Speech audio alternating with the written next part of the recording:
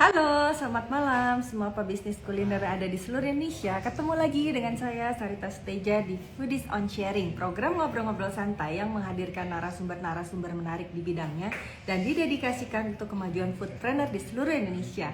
Foodies the first F&B edutech in Indonesia.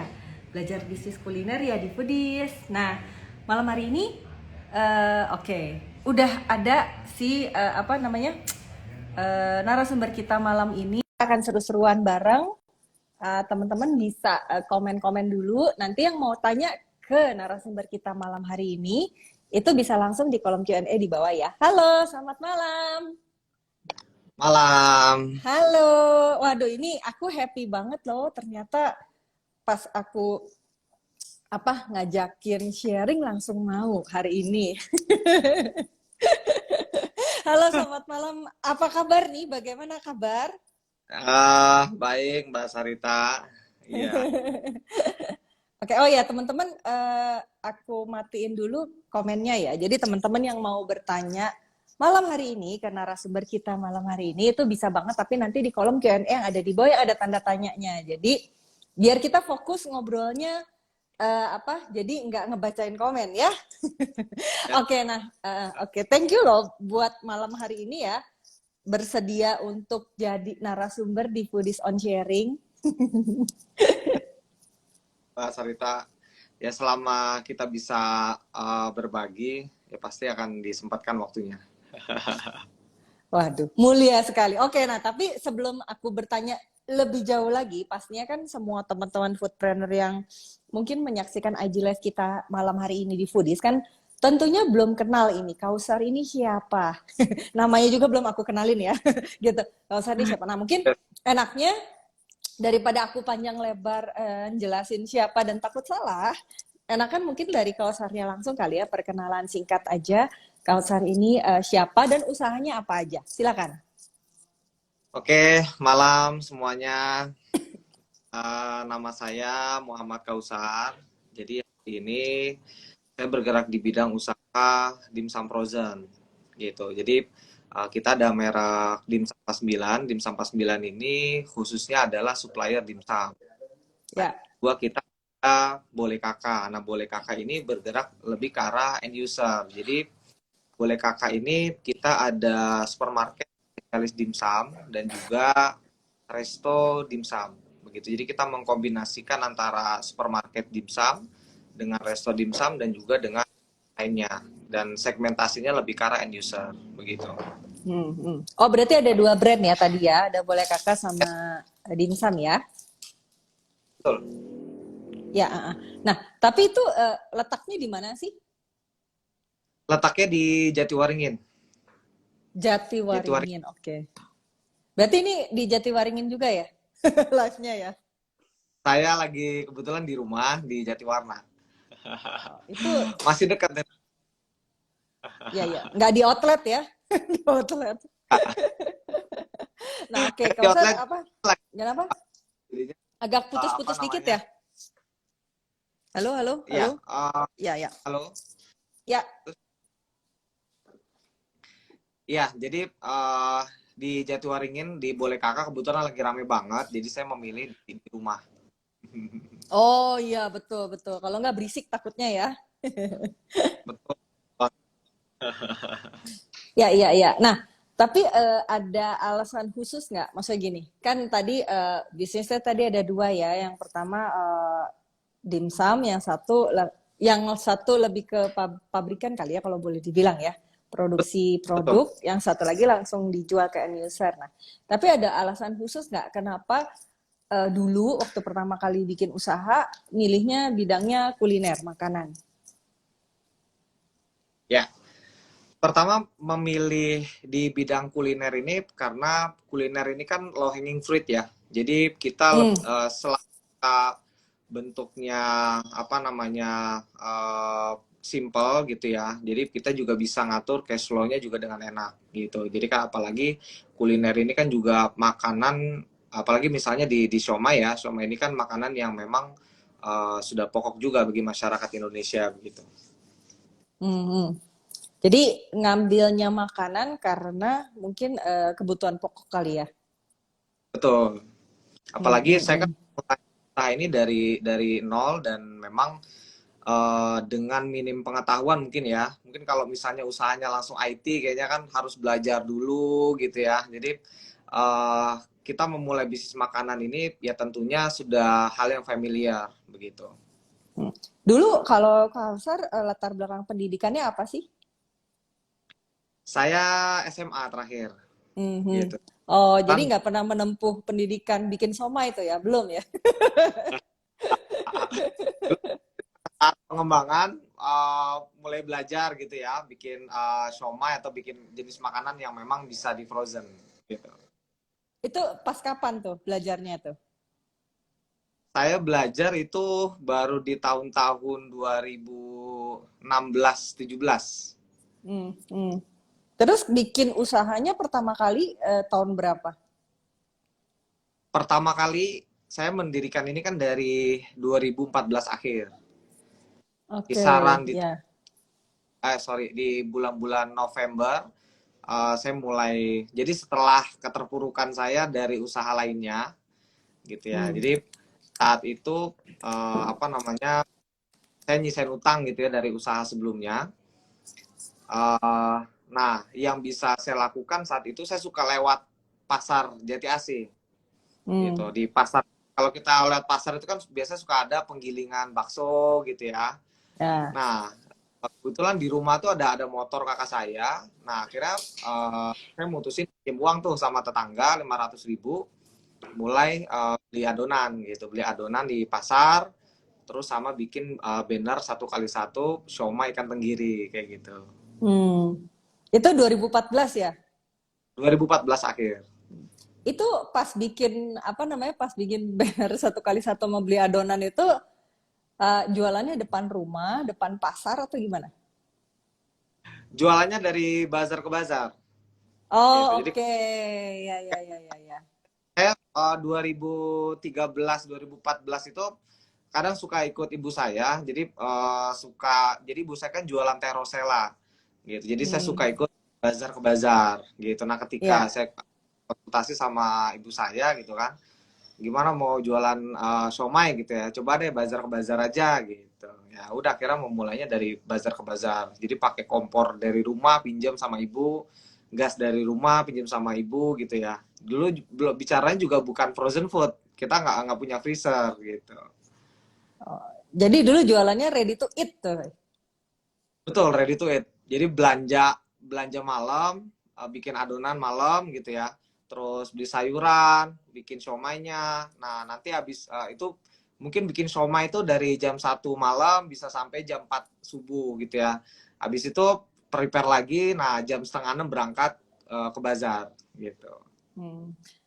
Ya, berarti dulu ibaratnya apa ya? Ngomongnya tuh berarti nggak punya outlet ya? Ya, outletnya basar ke basar itu ya. Betul, kita nggak punya outlet. Kita malah sempat mulai buka outlet itu tahun 2016. Jadi 1 tahun setelah saya dari bazar ke bazar, ngumpulin duit lah gitu kan. Kita Mm-mm, coba mm-mm. apa namanya, sewa ruko gitu ya, Ya. outlet gitu kan.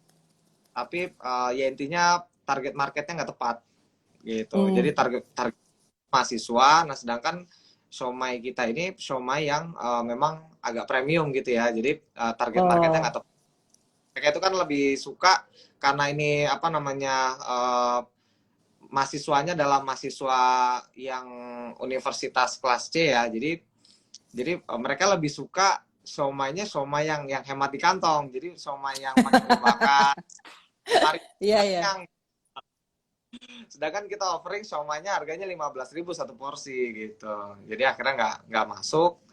Akhirnya malah ya merugilah. Akhirnya kita kembali ke konsep awal, bazar ke bazar, terus mulai apa, dengan bazar akhirnya kita mulai menemukan keterbatasan gitu. Keterbatasan kalau seandainya fokus di bazar saya sendiri yang pegang, pasti kan ada keterbatasan. Satu hari mungkin saya hanya bisa buka 5 sampai 6 titik gitu ya. Nah, Hmm. akhirnya kita bangun reseller gitu. Oh, itu tahun berapa tuh mulai bangun reseller? Mulai bangun reseller ini di tahun 2017. Hmm. Tapi gitu. tadi 2016 mulai punya ruko tuh berarti ya tadi ya. Tapi karena dianggap konsepnya kurang works, jadi balik lagi gitu ke konsep awal ya. Betul, akhirnya bazar ke bazar lagi. Oh, balik lagi ya. Bazar gitu. Nah, reseller pun kita belum bicara online tuh 2017. Jadi Hmm. reseller itu juga untuk melebarkan sayap di bazar ke bazarnya gitu. Jadi saat itu saya Oh. buka bazar misalnya di perkantoran gitu ya, atau misalnya di apa kementerian-kementerian gitu ya, sama Car Free Day, Car Free Day. Nah, saya apa namanya ada reseller nih yang mereka buka bazar juga, buka bazarnya bisa di Car Free Day Bekasi, terus mereka jadi di Car Free Day juga. Jadi Car Free Day itu saya jualan nggak sendirian gitu, Hmm. walaupun produknya sama tapi beda titik, sama reseller Iya saya itu ya. beda titik Ya gitu, ya. karena kan beda beda Walaupun bannernya sama gitu ya, brandnya. ya. Betul, sama kebuka di mall-mall gitu. Jadi di mall-mall Oh. di ya. Jadi terus di Margo City. Nah, itu ya saya fokusnya produksi, reseller saya lah yang mulai jualan gitu. Ya, ya, ya. Berarti ini ya, apa bisa dibilang cukup struggle lah ya, bukan struggle. Em, Cukup punya usaha yang keras ya. Dulu itu ya, berarti kalau dari pasar ke pasar ya. Karena enggak, karena Betul. karena aku juga dulu waktu 2013 sempat punya pengalaman juga sih jual sambal di CFD sama tapi di Bandung. Sama sih Oh gitu. pernah juga. Ya awalnya dari gitu, tapi nggak basar ke basar Yang sempet sih. di Kenapa? Renai, Kenapa? Car Free Day Car Free Day Bandung, yang di Bandung. Bundaran. Oh, Bukan Car Jalan Free Day Dago. Bandung. Ya, ya. Bandung, Bandung. Di Jalan Dago. Sempet. Sama, 2013 Ya kalau ya? 2000, oh aku 2013. 2013. Iya. Apa? Kenapa agak Berarti lebih putus-putus? dulu. Kenapa? Iya. Mbak Sarita lebih duluan. Iya dulu, tapi udah lama sih. Dulu. Baru akhirnya punya, apa, sempat ikutan basar-basar juga, tapi ya akhirnya kan memang punya brand lah ya, gitu kan. Pernah lah, pernah. Pernah ngerasain juga gitu, maksudnya apa jualan di Car Free Day itu pernah lah intinya mah. Keinget apa ya gitulah rasanya ya, gitu kan Bangun jualan di Car pagi, Free Day. Apa? berangkat pagi gitu. Iya iya iya. Nah, tapi apa dulu gini, tapi kan ini kan ngomongin jualan ya. Dulu kenapa pertama kali jualan, kenapa tertariknya bikinnya dimsum? Kenapa nggak yang lain? Ya, mungkin kalau di pertama banget saya kan memulai siomay ya. Itu kenapa somai gitu barangnya? Karena siomay ini di masyarakat Indonesia kan sudah seperti makanan pokok gitu. Hmm. Jadi tinggal saat itu saya berpikir tinggal buat rasa yang berbeda dan ada ciri khasnya gitu. Maka akan lebih mudah untuk masyarakat Indonesia bisa menerima produknya. Jadi kebetulan pada saat saya memulai usaha itu tetap ya siomay tenggiri gitu ya. Tapi setelah dalam perjalanannya saya mulai launching tuh sesuatu yang berbeda. Saya buat siomay salmon gitu. Oh, sampai sekarang masih ada kan tuh produk salmon? Sekarang udah nggak ada, Oh, udah nggak udah ada. nggak ada. Ya, Karena yang dirinya. tapi sekarang berarti yang si salmonnya udah nggak ada ya. Tapi dulu kepikir bikin salmon kenapa? Kepikir bikin salmon karena pertama ada sesuatu yang berbeda. Yang Ah, karena kedua, itu. targetnya saat itu kan di mall gitu. Hmm. Jadi bagaimana saat itu saya bisa meramu kalau apa saya bikin produk yang memang kalau kita jualnya murah, orang malah berpikirnya itu nggak asli. Oh, I see. Ya, ya, ya, ya. Jadi contoh misalnya, padahal mungkin secara HPP-nya nggak jauh beda dengan somai apa namanya tenggiri misalnya gitu ya. Tapi ekspektasi konsumen gitu ya masyarakat dia akan lebih berpikir bahwa salmon itu lebih mahal gitu. Jadi Hmm. kayak somai tenggiri saat saya bazar itu di mall saya bisa jual satu piece misalnya 5.000 gitu ya. Nah kalau somai salmon itu paling murah itu 7.000, 8.000 gitu. Hmm. Jadi harganya kayak somai tenggiri mereka malah nanya, Mas ini beneran apa enggak gitu. Ya, ya. Jadi ini ya ngambil target market yang berbeda mungkin ya tujuannya. Betul, karena targetnya di mall-mall ya. Ya, ya, ya. Nah, tapi kalau dari Kausar nih ya, apa? Tadi kan mulai sempat cerita ya bahwa 2017 mulai bangun reseller. Nah, boleh nggak sih diceritain dong ini kenapa kepikirnya via reseller dan langkah awal bangun reseller tuh gimana sih? Ya, awal bangun reseller itu berangkatnya dari keterbatasan gitu. Jadi apa namanya? Kan kalau kita jualan bazar ke bazar itu ya pasti effortnya besar banget gitu ya karena kita harus bawa barang, bawa produknya juga gitu dan nggak stay di satu tempat gitu. Jadi saat itu Al berpikirnya bagaimana saya bisa buka banyak titik gitu tapi memerlukan effort yang tidak terlalu besar juga gitu. Jadi yang repot biar reseller aja deh gitu. Jadi saya saat itu berpikirnya seperti itu. Jadi saya bisa fokus di produksi, saya ngembangin produksi, saya bisa menambah varian produk saat itu gitu ya berpikirnya. Maka untuk jualan saya nggak perlu repot-repot karena saat itu kan tentunya ada keterbatasan gitu ya. Jadi biar mereka yang menjual gitu. Jadi saat itu saya bisa kalau saya sendiri mungkin maksimal saya bisa buka 5 titik gitu ya. Tapi kalau dengan kita konsepnya reseller saat itu kita bisa buka lebih dari 10 titik di satu waktu. Hmm. Hmm, hmm. Tapi kalau mengelolanya, sorry gini, merekrut kali ya, merekrut awalnya banget reseller itu pakai metode apa tuh? Pengen tahu jadinya. Ya, kalau waktu saat bazar ke bazar itu kita dari teman aja.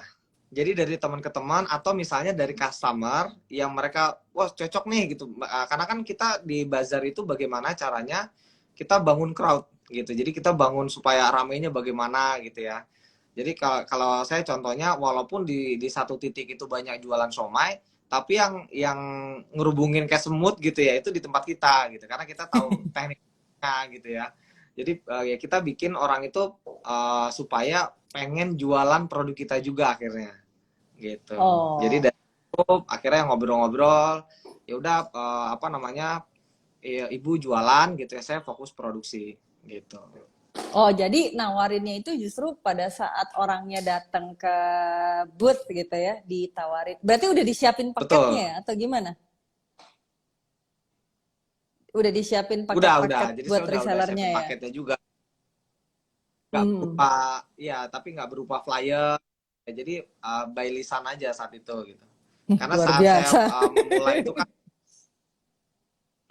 saat memulai itu karyawan mungkin baru sekitar 2 atau 3 orang dan itu juga saya nggak bayar bulanan untuk neken kos itu karena bazar itu kan tidak ada sesuatu tempat yang pasti. Ya. Jadi saya juga bayarnya itu ya udah kalau mereka ikut bantu ya mereka dibayar hari itu gitu. Jadi Hmm. freelance ya. Ya, freelance. Freelance-nya per kegiatan ya. Kalau hari ini ada basar di mana ya lu ikut bantuin lu dibayar gitu ya. Betul. Ah. Lucu sih ini. Nah, terus apa waktu dulu nih ya, ini nanya sih sebenarnya waktu dulu nih. Em, Kenapa namanya Dimsum 49? Ya. Nah, jadi 2018 kita baru masuk ke Dipsam. Jadi diawalinya Ya. dari somai, kita Mm-mm. apa produk lagi dari dimsum yang awalnya saya mulai masuk ke ranah online gitu. Dan kita Itu tahun melihat berapa tuh? Online berarti 2018. 18. Ya, 2018 di situ saya lihat kalau di marketplace itu kan kita bisa lihat ya produk yang terlaris Hmm. apa gitu. Jadi Ya, dari betul. ya berdasarkan data itu akhirnya kita memutuskan mana produk yang memang masih sejenis dengan siomay gitu. Mm-mm. Nah, kita memutuskan untuk jualan dimsum gitu. Dan kita melihat juga karena produsen dimsum saat itu belum terlalu banyak juga gitu. Pertama permintaannya saya lihat tinggi, tapi juga yang produksinya beneran itu apa namanya, nggak banyak yang bisa produksi juga gitu, maka kita masuk ke dimsum begitu. Produksi beneran tuh maksudnya gimana? Emang ada produksi bohongan ya? Ya, kita Maksudnya memang gimana tuh beneran? ya. Jadi pabrik dimsum bukan pabrik ya. Jadi dimsum saat itu yang produksi ini masih skala rumahan, skala rumah tangga. Oh, ya, ya, ya. Jadi belum saya masuk ke produksi dimsum, saya pun sempat coba-coba jadi reseller dimsum juga, gitu, untuk Hmm. trial pasarnya, gitu. Nah dari situ kita lihat apa namanya permintaannya lumayan tinggi juga, gitu kan. Tapi pada saat kita order gitu ya, ternyata barang yang dikirim itu nggak sesuai misalnya, atau misalnya minta DP dulu gitu kan, tapi ternyata barangnya harusnya dikirimnya hari ini, ternyata dikirim baru seminggu kemudian gitu. Jadi ya banyak kejadian-kejadian seperti itu gitu. Jadi ya Hmm. intinya ya kita memutuskan untuk produksi saat itu. Hmm. Oke, berarti ya mungkin melihat salah satu peluang kali ya, peluang di mana saat itu belum banyak yang um, bisa memiliki usaha produsen dimsum yang bener gitu tadi ya, yang bener. Ya, jadi masuk juga kalau misalnya ya bener ini dalam arti servis pelayanannya juga gitu ya. Ya. Jadi saat itu kita komplain misalnya produknya bermasalah, jadi nggak mau tahu juga gitu, karena kita lihatnya Hmm. mungkin saking permintaannya itu banyak gitu ya. Jadi saat itu ketika kita komplain ternyata ya udah, lo mau barang gitu kan, adanya barangnya kayak gini aja udah gitu, terima Hmm. aja gitu. Jadi mungkin karena sifatnya masih apa namanya rumah tangga seperti itu gitu kan. Nah makanya berangkat dari situ, dari celah peluang itu kita masuklah, kita produksi dimsum, dan kita berkomitmen untuk memberikan yang terbaik buat customer kita gitu. Tapi tadi waktu mulai masuk online itu maksudnya masuk marketplace ya atau gimana? Betul, masuk marketplace. Itu kalau marketplace itu berarti ada yang dimsum 49-nya Kausar, ada juga yang punya reseller ya atau gimana? Iya, jadi kalau apa namanya saat di tahun pertama ini kita fokusnya itu adalah bagaimana kita dapat dipercaya, tapi yang dari sisi company-nya dulu nih gitu. Jadi Hmm. saat itu memang 2018 kita belum fokus kepada samaran harga dengan reseller kita sendiri gitu, karena kita fokusnya lagi membangun trust dulu kepada konsumen yang ada Oh. di marketplace. Saat itu juga sudah ada yang memulai jualan juga di marketplace itu udah lebih dulu tahun gitu ya, banyak yang udah 2 tahun, ada yang udah setahun gitu ya. Nah kita pengen menyamakan dari sisi jumlah ratingnya dan dari sisi Oh. jualnya gitu. Jadi kita menyamakan dulu. Jadi kita kayak buat flash sale dan lain sebagainya gitu. Nah, di tahun 2019 kita baru buat konsep yang lebih matang lagi. Jadi kita buat harga berjenjang. Jadi reseller pun Ah. dengan dari pabrik harganya sudah sama gitu. Jadi kita jualnya itu harga ke end user gitu. Berarti sebenarnya kalau kita sekarang masuk ke e-commerce tuh sebenarnya ada yang dimsum 49-nya Kausar dan ada yang punya reseller ya, tapi mungkin harganya udah lebih teratur gitu dibanding dulu. Betul. Jadi sekarang itu udah satu harga malah. Jadi kita Oh, sama. samakan semuanya gitu. Ya, ya, Jadi ya, kita ya, ya. harganya, dan kita kalau dulu kan kita belum bicara apa namanya branding juga ya, jadi saat itu yang penting kita ngejar quantity dulu gitu, quantity Ya. bagaimana jual, terus kita ngebangun di marketplace juga tadi ratingnya sama produk terjualnya gitu. Nah ketika sudah mulai ada kepercayaan dari konsumen gitu, nah kita akhirnya bangun jenjang, dan walaupun sampai hari ini harga kita di marketplace kita paling tinggi gitu, tapi Oh, penjualan kita nomor satu di marketplace gitu. oke. Nah, tadi belum dijawab nih ya. Kenapa milih namanya Dimsum 49 dan boleh kakak ide asal filosofinya apa sih sebenarnya Dimsum 49 dan boleh kakak ini? Oke, untuk dimsum 49 ini apa namanya, saya mengambil karena saya orang muslim gitu ya, jadi saya mengambil dari surat 4 ayat 9 gitu. Yang isinya apa? Isinya. Intinya adalah kita tidak meninggalkan generasi yang lemah gitu. Maka Oke. kami berharapnya dengan wadah ini kami tidak akan meninggalkan generasi yang lemah gitu. Oh, intinya bisa membangun apa ya, ibaratnya memberikan peluang kepada teman-teman di luar sana juga mungkin ya untuk bisa sama-sama berusaha menghasilkan sesuatu mungkin itu kali ya. Betul, betul banget gitu. Jadi kita juga Hmm, konsepnya apa namanya kebersamaan juga gitu. Jadi kalau ya. kita berdiri gitu kan, pasti kan ada batasan gitu. Tapi kalau kita bersama-sama kita bisa mencapai banyak hal Waduh, gitu. luar biasa ini filosofi. Kalau boleh kakak itu dari mana? Kalau boleh kakak ini lebih cenderung ke arah target market kita. Jadi target market end user kita karena boleh kakak ini kan resto dan supermarket gitu. Kalau sekarang lebih sudah banyak itu kan resto dimsum gitu ya. Nah ini Hmm, kami hadir dengan beda gitu. Jadi kami mengkombinasikan antara resto, supermarket dengan online. Jadi kita karena kita melihat bahwasannya hari ini penikmat dimsum itu sudah mulai bergeser gitu. Jadi hmm, kalau dulu mungkin masyarakat Indonesia ini bisa menikmati dimsum ini kan di restoran Chinese food gitu. ya. Nah, hari ini dimsum itu sudah bertransformasi. Jadi untuk bekal anak gitu. Terus apa namanya? Ketika ada tamu datang ke rumah, itu suguhannya dimsum gitu. Atau Hmm, ada acara momen-momen tertentu, biasanya mereka yang mudah disajikan itu dimsum. Jadi sekarang karena kita sudah melihat ada kebutuhan ke arah sana, kita apa membuat resto untuk customer experience yang datang mereka bisa nyobain gitu ya apa sih produk dimsum dari apa boleh kakak gitu ya dan dimsum 49 juga bagaimana gitu ya tapi juga ketika mereka sudah nyobain mungkin satu porsi dua porsi gitu ya nah mereka bisa bawa pulang gitu buat bekal anaknya nanti buat ada tamunya gitu bisa datang langsung ke supermarketnya nah kalau nanti mereka juga nggak bisa bawa pulang atau kurang gitu ya nah mereka bisa pesan online-nya juga gitu. oke. Tapi mau nanya dong, kalau sekarang masih merekrut reseller nggak? Sekarang kita masih rekrut reseller. Waduh, berarti ini teman-teman mungkin mungkin ya ada yang nonton. Nah, kalau misalnya pengen jadi resellernya itu ini nanya aja dulu ya.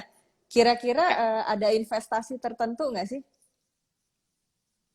kalau kita karena benchmarknya adalah kita seperti perusahaan frozen food yang sudah berkembang gitu ya. Jadi Hmm. mungkin ada sebagian pengusaha-pengusaha dimsum juga atau lain Hmm. sebagainya gitu ya. Mereka lebih mengkonsepkan reseller gitu ya. Itu mereka harus investasi sekian maka bisa dapat produk sekian banyak, terus dapat freezer dan lain sebagainya gitu ya. Kalau Hmm. kita lebih ke arah mereka reseller ini bisa memulai dari hal yang kecil gitu. Contoh misalnya kita hanya hanya membuat klausul untuk reseller ini pembelian produknya hanya 300 pieces.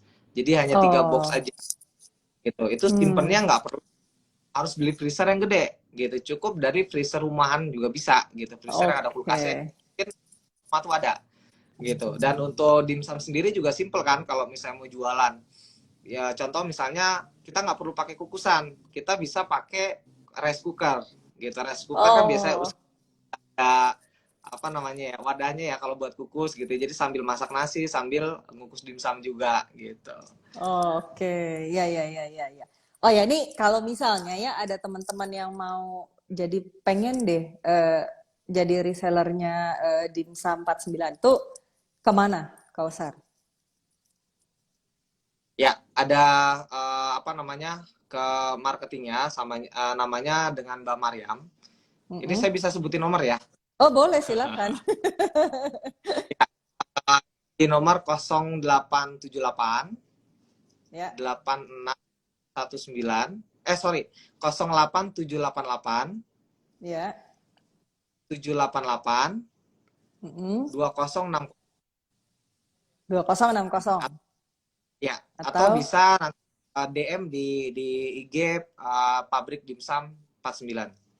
oh ya, berarti nanti teman-teman kalau mau tahu lebih banyak mungkin harus follow IG-nya Pabrik Dimsum 49 dulu aja kali ya. Baru di sana nanti tanya-tanya lebih lanjut ya. Yes, betul.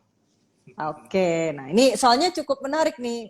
Sebenarnya pengen tahu juga kan tadi kalau ngerekrutnya dari teman-teman. Nah, terus kalau misalnya kan kalau namanya reseller itu kan tetap saja harus di-maintain ya. Maksudnya harus dikasih tahu misalkan ada produk baru atau ada program baru. Nah, itu gimana cara maintainnya? Kita maintainnya pertama kita adakan apa namanya pertemuan bulanan, gitu yang Mm-mm. pertama. Kedua juga dari tim marketing juga kita biasanya ada kunjungan ke reseller-reseller Hmm, gitu. oke. Dan apa namanya chat admin gitu ya. Jadi kita juga ya sebenarnya simple ya menggunakan media sosial juga gitu. Jadi saat ini maintainnya juga bisa ke arah sana gitu. Contoh misalnya reseller perlu apa namanya informasi tentang produk-produk baru. Terus misalnya reseller juga memerlukan tools-tools untuk mereka jualan. Itu kita support dari pusat. Hmm. Oke. Oh ya, Kausar ini sebelum aku lanjutin pertanyaannya, aku boleh ya minta waktunya sebentar untuk menginformasikan salah satu layanannya Foodies, nggak apa-apa ya buat teman-teman.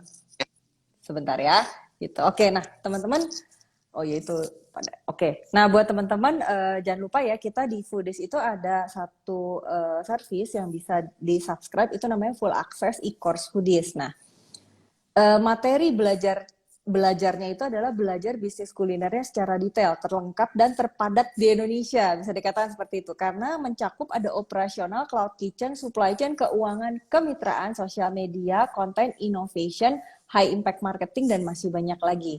Di dalam full access e-course ini sudah tersedia lebih dari 20 e-course dengan lebih dari 40 video pembelajaran dan 300 lebih lesson dan akan terus bertambah. Karena kalau full e-course Foodies ini pasti akan terus bertambah dan free-nya itu adalah all document yang terkait dengan setiap e-course. Jadi misalnya setiap e-course itu kan sering ada Excel-nya ya gitu kan, dokumen-dokumennya. Nah, itu juga sudah langsung termasuk. Kemudian hanya bayarnya itu 1 kali di awal dan mendapatkan seluruh e-course dari kelas live selama 1 tahun ke depan. Dan semua kelasnya itu bisa dipelajari secara berulang dalam selama 1 tahun.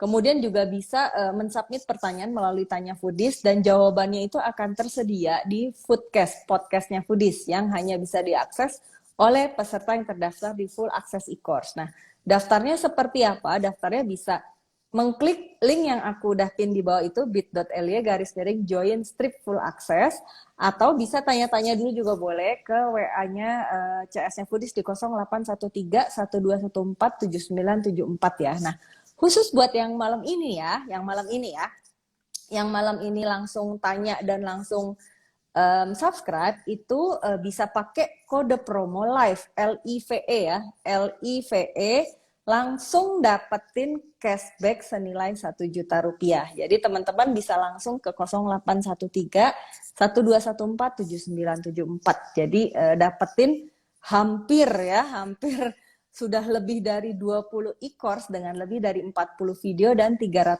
lebih lesson ya teman-teman ya. Oke, itu ya. Gitu. Jadi biar teman-teman bisa Asik banget. belajarnya makin iya dan harganya sangat terjangkau sekali dan pastinya ada cashback untuk yang pakai kode promo LIVE cashbacknya 1 juta khusus malam ini doang. Oke, nah aku Mantap. lanjutin ya. Aku pengen lanjutin nih, Yes. pengen bertanya-tanya lagi ya kita lanjutin. Nah, oh ya, tapi pengen tahu dong kalau sekarang tadi kan mulai buka reseller tahun 2017 ya. Sekarang itu udah 2021 berarti 18, 19, 20, 21 udah 4 tahun. Nah, kalau sekarang jumlah resellernya ada berapa nih? Jadi kepo saya. Kita alhamdulillah di tahun ini reseller kita kurang lebih ada sekitar 4.000 reseller gitu. Wah, 4.000 ya? Ya, Luar biasa. reseller ini nanti pengambilannya bisa ke 55 agen yang apa yang tersedia. Hmm, hmm.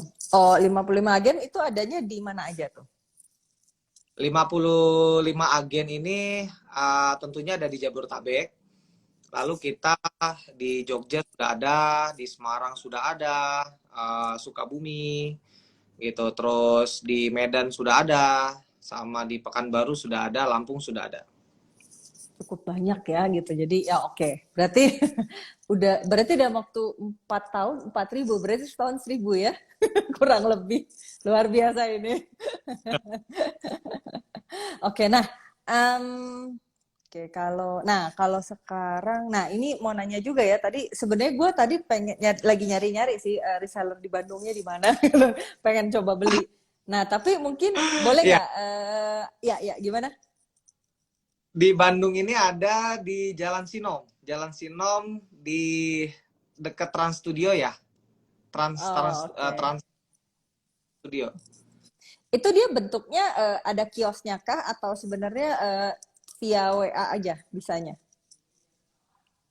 Bisa datang. Jadi agen kita ini kebanyakan dari reseller-reseller gitu ya. Nah, ini Mm-mm. kita jadi agen. Nah, mereka juga punya kualifikasi yang tidak kita rumitkan gitu. Jadi Mm-mm, buktinya mm-mm. kita bisa penetrasi pasarnya lebih cepat gitu. Jadi mereka ini hanya di rumahan aja, tapi juga mereka menyiapkan freezer gitu ya. Dan yang penting aksesnya masuk masuk truk gitu ya, itu udah bisa jadi agen kita. Oh, oke oke. Jadi jalanannya mungkin nggak sampai setapak banget ya. Bisa masuk mobil Oh, gitu ya. Oke, nah, tapi ini mau nanya ya. Tadi kan pasti kan selama berbisnis nih pasti ada banyak hal ya terjadi ya. Nah, ini belajar ilmu manajemen bisnisnya itu dari mana sih?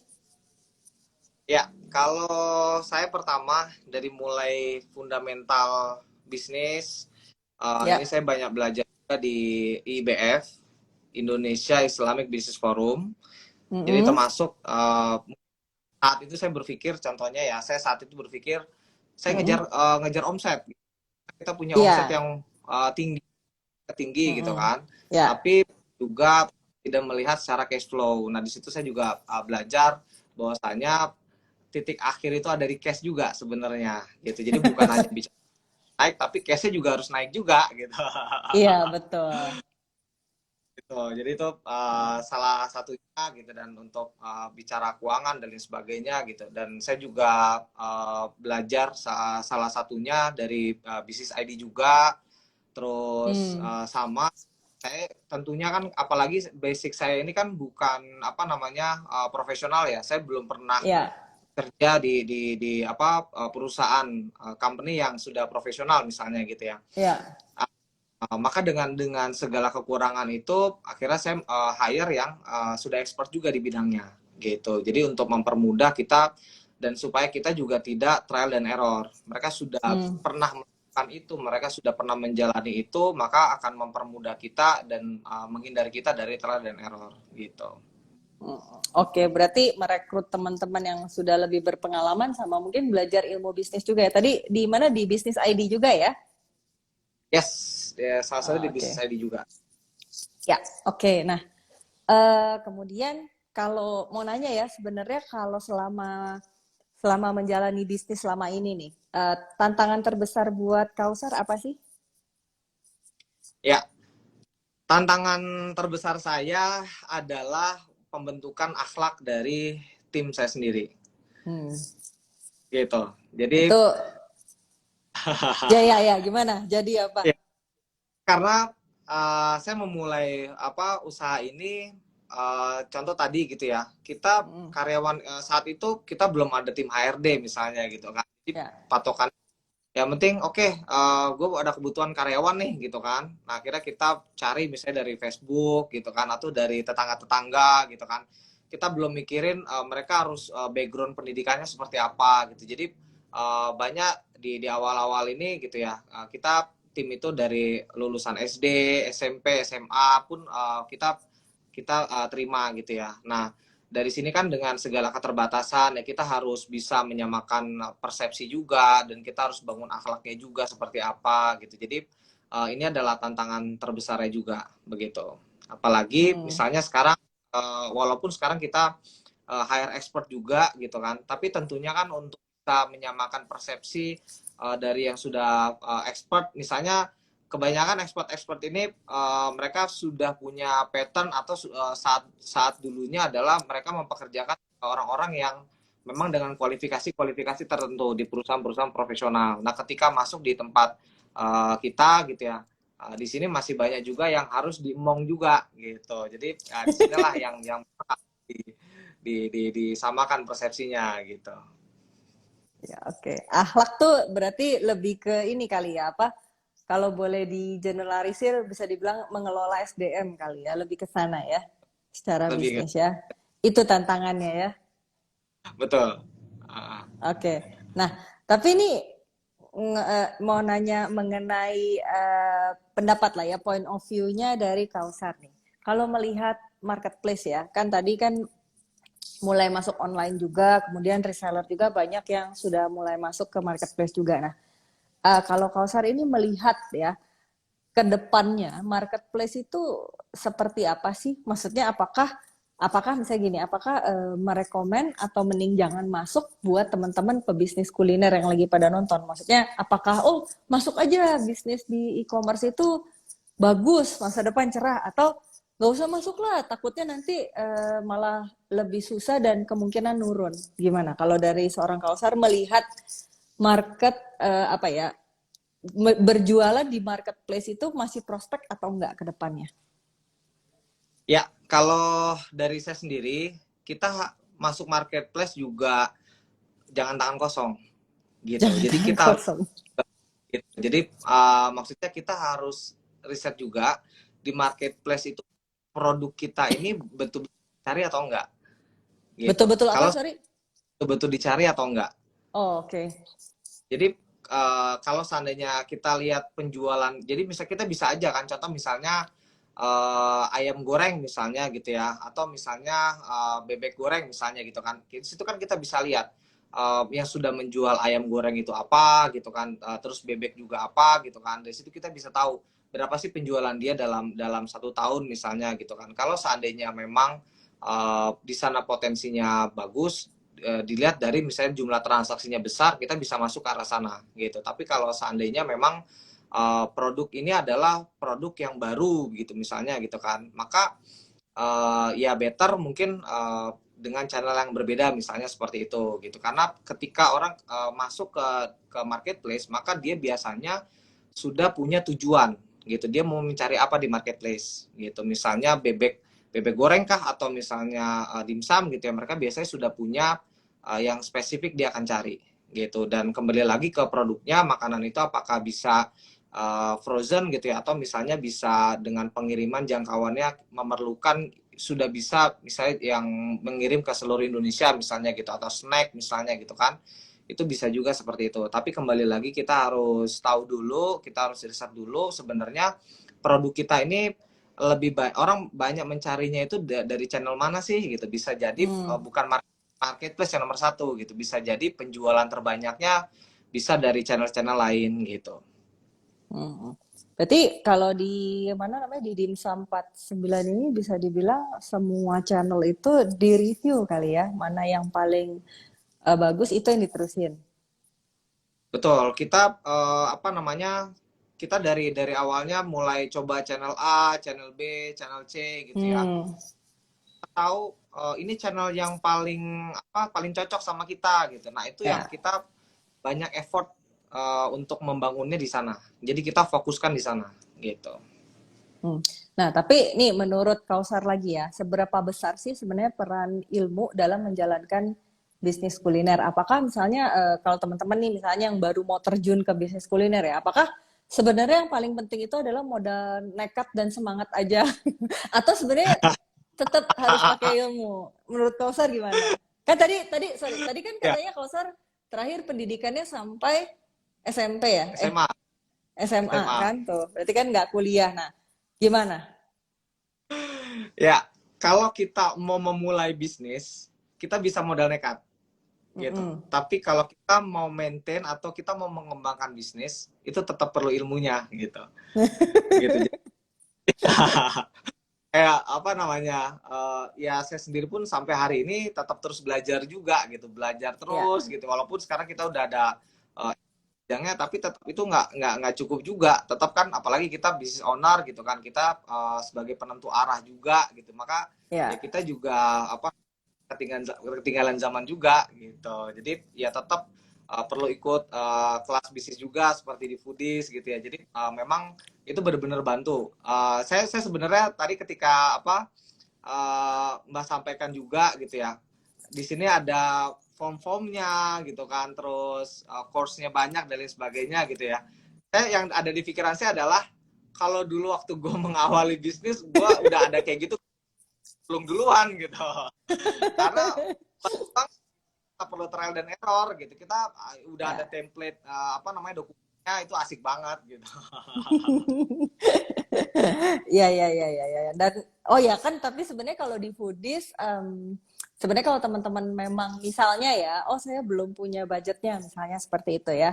Nah itu sebenarnya bisa juga aksesnya itu kita buka yang tidak subscribe ya, yang free itu bisa kunjungi di YouTube channelnya Foodies sebenarnya, karena di sana banyak juga sebenarnya video-video pembelajaran yang memang kita buka for free ya gitu. Jadi memang nggak ada dokumennya sih, tapi sebetulnya kalau teman-teman bener-bener nonton, kalau ditontonnya bener-bener ditonton gitu ya, ada beberapa video aja memang ya, nggak semua. Ada beberapa video yang speakernya itu ngebahas form Excel-nya itu di layar gitu. Jadi sebenarnya Wah, teman-teman kalau niat ya, emang harus niat sih sebenarnya kalau bisnis kuliner kan. Jadi kalau niat itu sebenarnya bisa di pause, itu di capture aja, disalin. Sebenarnya kan bisa seperti itu ya. Jadi harus kalau mau pokoknya di subscribe dulu aja sih Foodies YouTube channelnya. Nah di sana ada sekitar 600-an video sih sebetulnya yang bisa diakses tanpa harus subscribe. Subscribe-nya free maksudnya ya, subscribe channel YouTube gitu loh. Subscribe channel YouTube, atau sebenarnya kalau full access e-course itu sangat terjangkau investasinya ya teman-teman ya. Gitu. Nah, oke, nah luar terus aku mau nanya lagi nih ya. Ini pertanyaannya sebenarnya berkaitan dengan bisnis yang kemarin. Kan ini mulainya kan sebelum pandemik ya. Sebelum ya. pandemi kan 2020 ya. Nah ini nanya Ya. dong, kemarin pas pandemi tuh terdampak nggak sih sebenarnya? Kita alhamdulillahnya terdampak positif gitu. Oh, Jadi gimana tuh pada terdampak positif?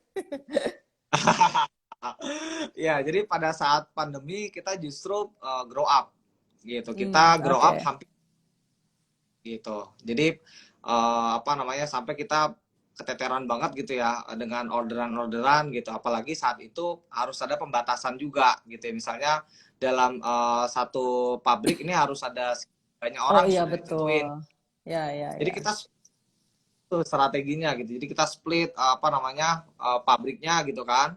Jadi kita ke beberapa tempat gitu. Terus juga kita bisa salah satu kunci yang saya lakukan saat pandemi itu adalah kita memanfaatkan momentum gitu. Jadi Hmm, saat pandemi orang akan berpikir ngerem gitu. Tapi ya. saya bilang sama kita nggak boleh ngerem gitu. Kita justru harus gaspol. Kita tinggal cari celah yang tepat supaya kita bisa memanfaatkan momentum ini gitu. Jadi saat itu Oh, akhirnya kita tahu kan saat pandemi itu banyak yang di PHK gitu. Maka ya. ya banyak Ya. rumah tangga akhirnya harus bisa bergerak juga gitu. Nah, dari situ kita rubah strategi marketingnya gitu. Jadi kita banyak memberikan informasi-informasi ke masyarakat bahwasanya bisa bisa lo dapat tambahan penghasilan dari jualan dimsum gitu ya saat pandemi gitu. Jadi bisa bantu suaminya gitu atau bahkan orang-orang yang kena PHK ini bisa jadi reseller dimsum gitu. Karena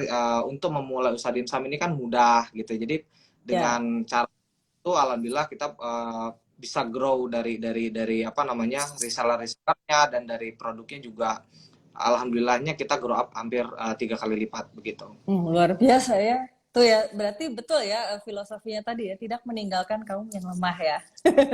Iya, Itu justru terbukti pada saat pandemik kita ya. kita bisa Apa tadi? menjadi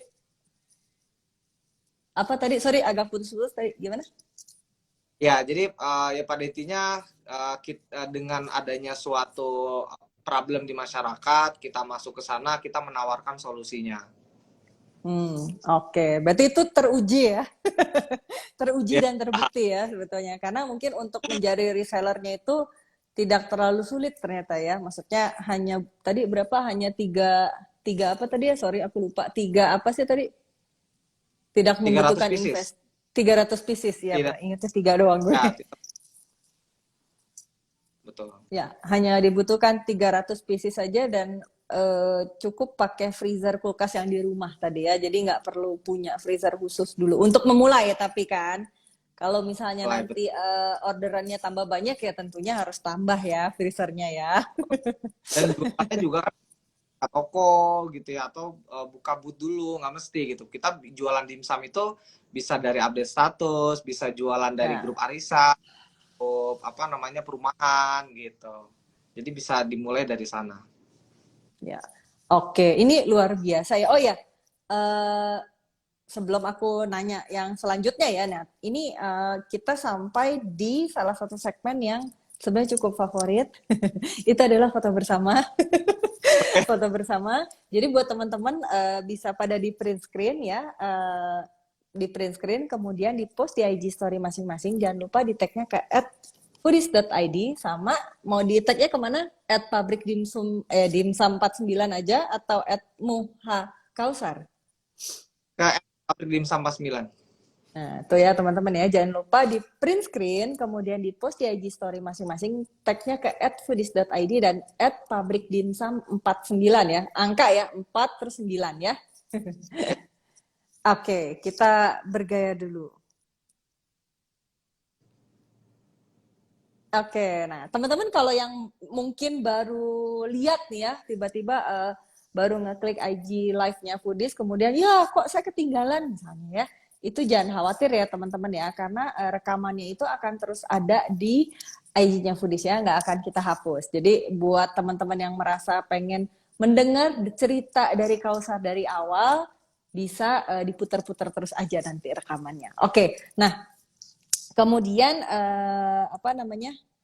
Nah, mungkin kalau dari Kausar ya, aku pengen nanya lagi nih. Jadi sebetulnya apa sih harapan ke depan untuk Boleh Kakak dan Dimsum 49 ini?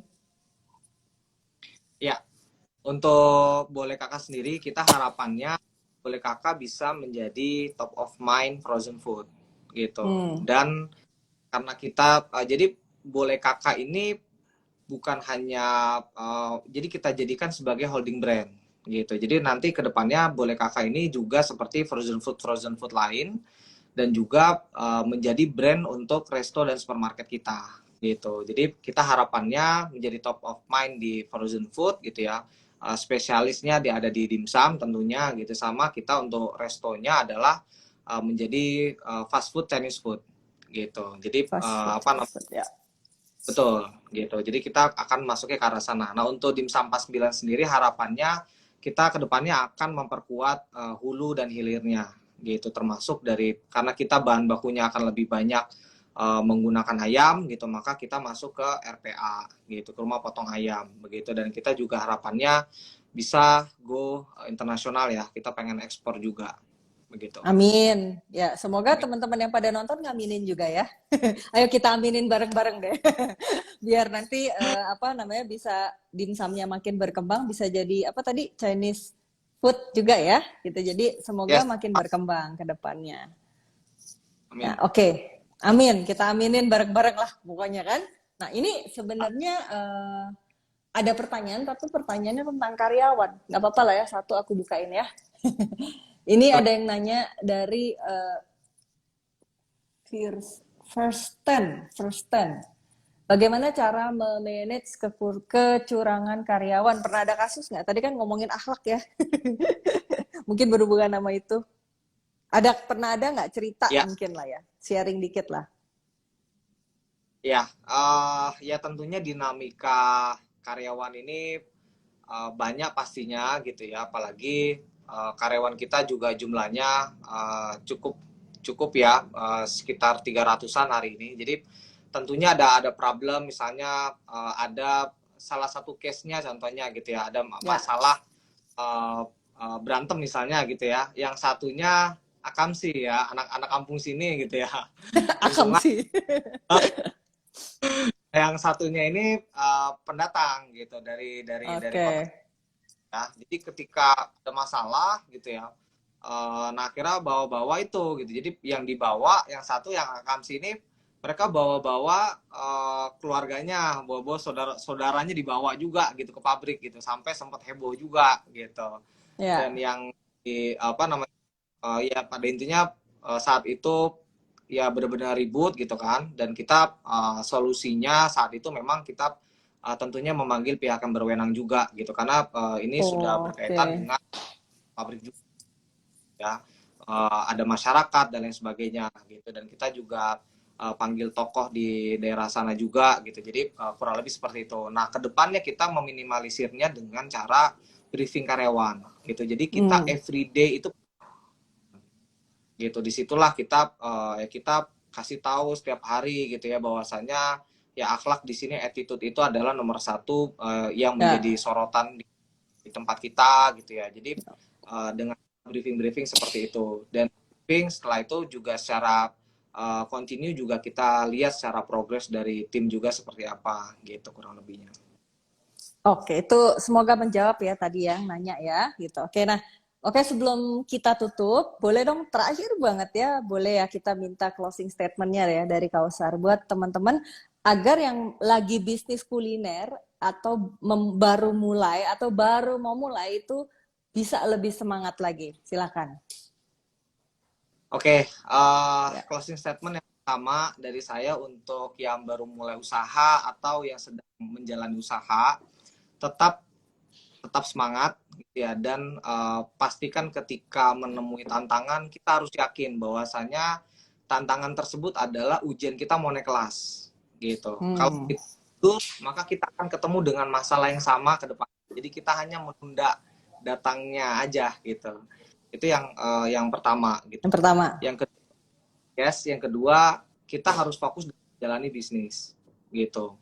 Jadi dengan kita fokus, contoh misalnya kita mastery 5 tahun pertama itu di satu bidang bisnis, maka kita sudah menjadi master dalam bidang tersebut, dalam bidang bisnis tersebut. Beda halnya ketika tahun ini, tahun pertama kita di bisnis A gitu ya, tahun kedua di bisnis B gitu. Nah, makanya ya kita akhirnya jadi mungkin hanya jadi receh gitu ya, tapi kita nggak bisa jadi master Ya. gitu. Lalu yang selanjutnya adalah kita juga ketika menemukan tantangan, kita mengambil benchmarknya itu di bisnis yang sudah sukses Hmm. gitu. Kalau kita lihatnya benchmarknya adalah bisnis yang lain, maka dari situ akhirnya kita melihat bisnis yang lain itu adalah bisnis yang lebih baik gitu. Maka kita bisa tergiur dengan bisnis itu gitu kan. Ya. Padahal sejatinya semua bisnis itu sama, punya masalah juga, punya tantangan Iya. juga, mana kita bisa menjalaninya aja gitu, dan kita bagaimana kita bisa menikmatinya. Maka ya kita tinggal cari benchmark yang sejenis itu yang sudah sukses siapa, kita bisa mungkin kenal dengan ownernya atau seperti apa, kita bisa lihat track record perjalanan seperti apa, kita pelajari dan kita bisa melakukan langkah-langkahnya begitu. Dan yang terakhir adalah kita bertanya dengan yang sudah pernah menjalaninya gitu. Ya. Yang Kalau keempat ya. kita, yes betul, kalau kita belum bisa hire, kita bisa ajak sharing kan, atau bisa Ya. kita mungkin saat ini kita bisa belajar juga gitu kan, supaya kita bisa meminimalisir trial dan error gitu. Jadi Ya. error itu benar-benar buang-buang waktu gitu. Hmm. Jadi ketika kita tahu yang sudah pernah melakukan itu, ya kita belajarnya sama dia misalnya gitu ya. Jadi sehingga kita bisa meminimalisir trial dan error. Begitu kurang lebih. Oke, itu dia ada 4 closing statement tadi ya, berarti ya. Itu Yes. apa namanya inspirasi yang bisa diberikan sama seorang Kausar buat teman-teman foodpreneur semuanya. Oke, kalau begitu terima kasih banget buat Kausar dan buat apa namanya teman-teman yang sudah stay tune di sini selama 1 jam ke belakang. Thank you banget buat waktunya ya Kausar ya, sama kesediaannya untuk bagi-bagi ilmu sharing untuk malam hari ini. Oke, dan Sama-sama. semoga nih ya, aku berharap semoga sharingnya juga jadi manfaat yang luar biasa besar untuk teman-teman foodpreneur ya, dan pastinya menjadi berkah balik lagi untuk Kausar, untuk keluarganya Kausar dan teman-teman di Boleh Kakak dan Dimsum 49. Oke, kalau begitu Ya. akhir kata dari saya mewakili teman-teman di Foodies gitu kan, sampai ketemu di Foodies on Sharing selanjutnya dan maju terus pebisnis kuliner Indonesia. Selamat malam. Thank you. Selamat malam. Thank you.